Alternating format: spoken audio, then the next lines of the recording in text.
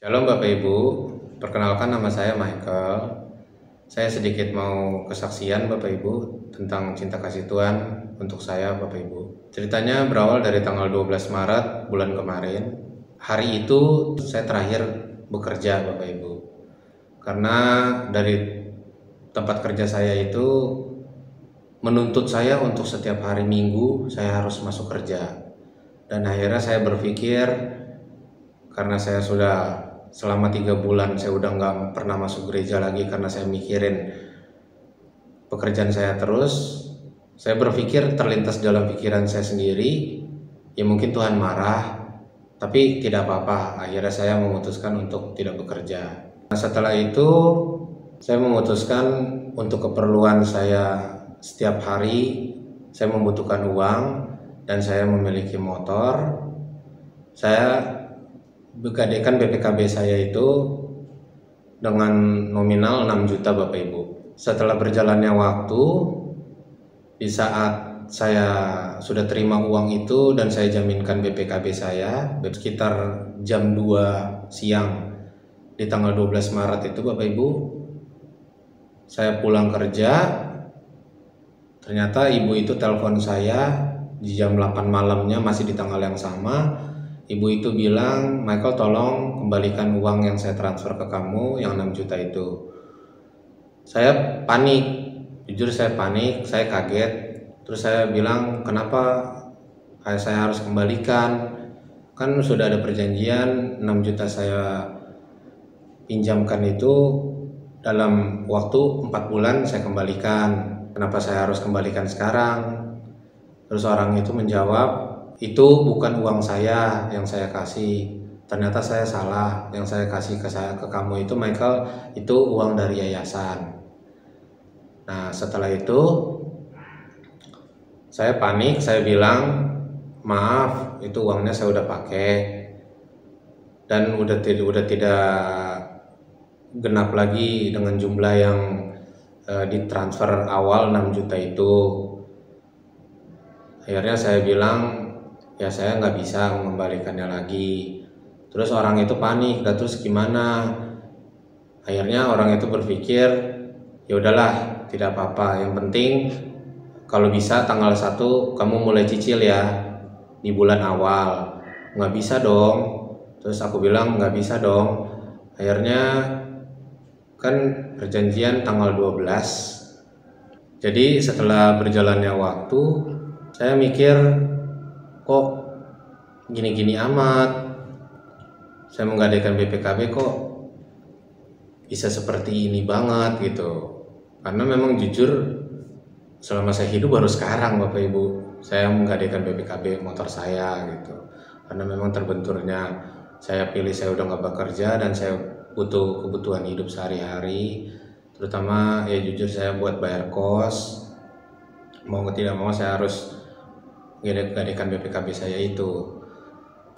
Setelah itu tanggal 1 orang itu datang dan dia berkata motor saya harus ditarik, disita, karena dari pihak yayasan itu bilang mereka tidak mau kalau saya cuma menjaminkan suatu BPKB dengan uang 6 juta itu. Jadi pihak yayasan maunya motor saya yang ditahan. Jadi dari pihak yayasan itu mereka kasih ultimatum untuk tanggal 1 Mei saya harus kembalikan uang yang 6 juta itu, baru motor saya dikembalikan. Kalau tidak saya kembalikan 6 juta itu, motor saya akan dijual sama mereka, karena mereka berbicara mereka punya hak untuk menjual motor saya itu Bapak Ibu. Sedangkan perjanjian awal saya sama orang itu 6 juta itu saya kembalikan kan selama 6 bulan. Tapi dari pihak yayasan bilang katanya karena uang itu katanya uang yayasan, pihak yayasan tidak mau terlalu lama, jadi harus tanggal 1 Mei saya harus siapkan uang 6 juta baru motor saya dikembalikan. Nah, di saat itu juga Bapak Ibu, setelah saya serahkan kunci motor saya dan motor saya diambil di kosan saya sendiri sama orang itu, akhirnya pikiran saya benar-benar ngeblank Bapak Ibu di pagi hari itu. Tambah lagi saya kaget, bangun tidur dengan posisi kaget, jadi masih agak setengah-setengah ngantuk lah pikiran saya. Saya berpikir, kok Tuhan kayak gini amat gitu di hidup saya. Jadi sedikitnya saya berpikir, saya kecewa banget ke Tuhan. Kok Tuhan kayak gini banget? Mama udah diambil sama Tuhan, papa diambil sama Tuhan, sekarang motor diambil sama Tuhan, pekerjaan juga diambil sama Tuhan. Diambil semuanya dari saya. Terus hidup saya seperti apa? Saya benar-benar, bukan cuma sedikit sih, saya benar-benar kecewa. Saya nyatakan saya benar-benar kecewa sama Tuhan di saat itu, Bapak Ibu. Tapi di saat itu juga, saya langsung WA ke pendeta saya, Bapak Ibu. Terus pendeta saya bertanya ke saya, dia bilang ke saya, coba kamu tanya Tuhan, kamu udah bener nggak kecewa dengan Tuhan seperti itu? Terus saya tanya, Bapak Ibu, saya tanya ke Tuhan, apakah saya bersalah banget dengan menyalahkan Tuhan, dengan rasa kecewa saya kepada Tuhan, karena Tuhan udah ambil semuanya daripada saya, yang saya punya, yang saya miliki. Ternyata Tuhan jawabannya benar-benar bikin saya terpukul, Bapak Ibu. Tuhan jawab, emang kamu anak saya? Emang kamu siapa? Kamu anak saya atau anak iblis?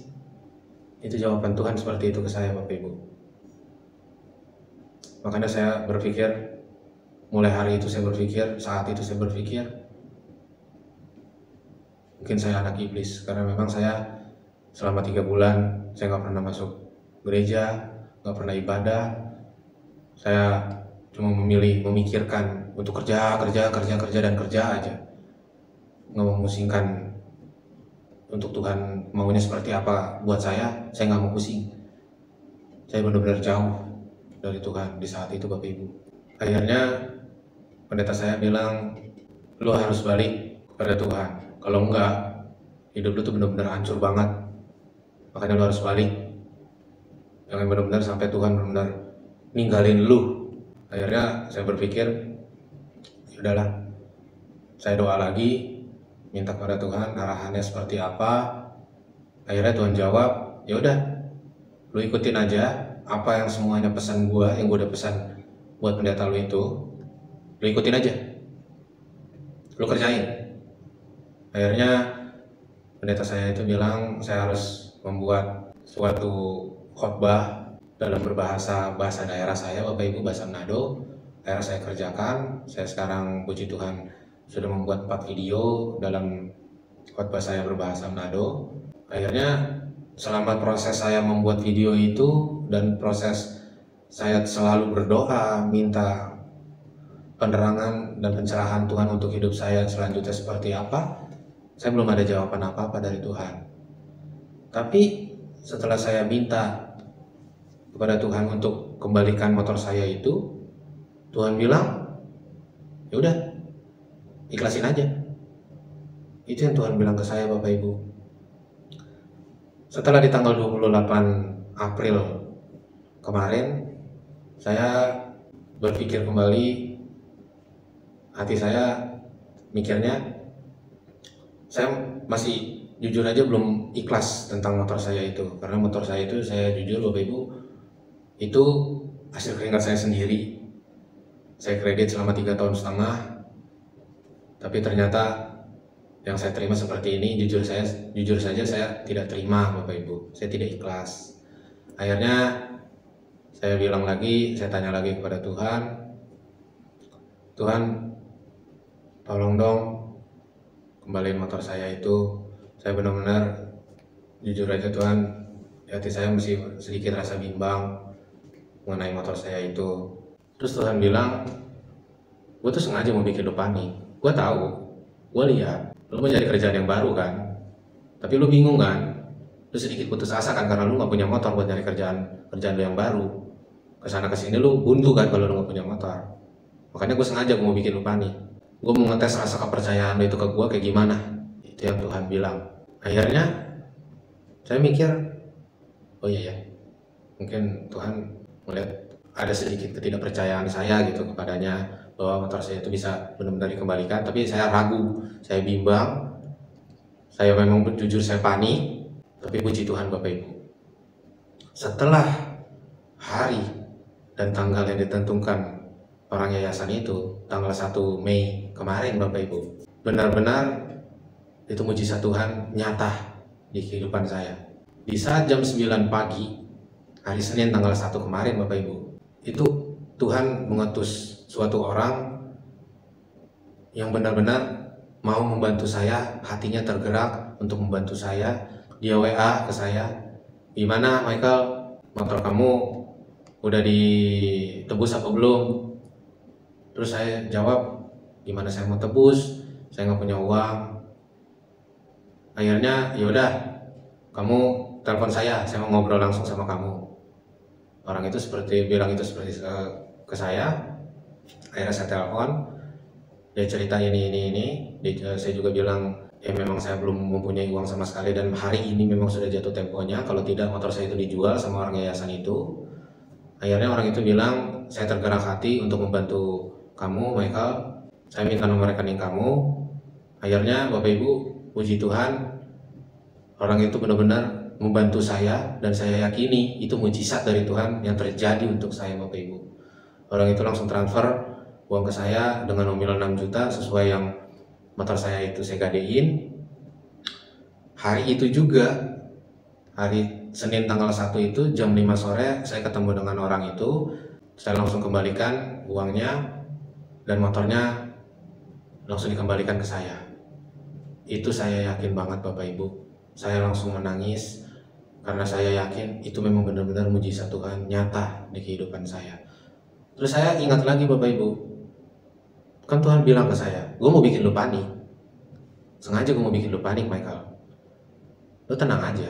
Gue mau ngetes rasa kepercayaan lu itu seperti apa ke gue. Lu masih bimbang gak sama gue?" Itu Bapak Ibu.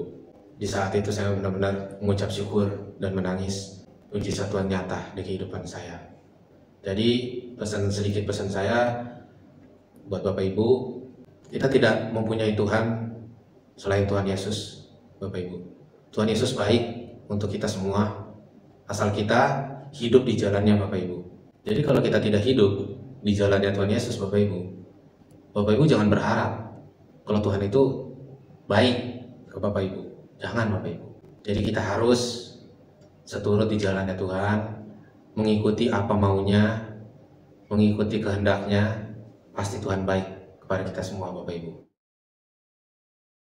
Hanya itu kesaksian saya Bapak Ibu, semoga menjadi berkat juga bagi Bapak Ibu sekalian yang mendengarkan kesaksian saya ini dan menjadi contoh bagi Bapak Ibu tentang kehidupan Bapak Ibu, keseharian Bapak Ibu. Terima kasih Bapak Ibu, Shalom.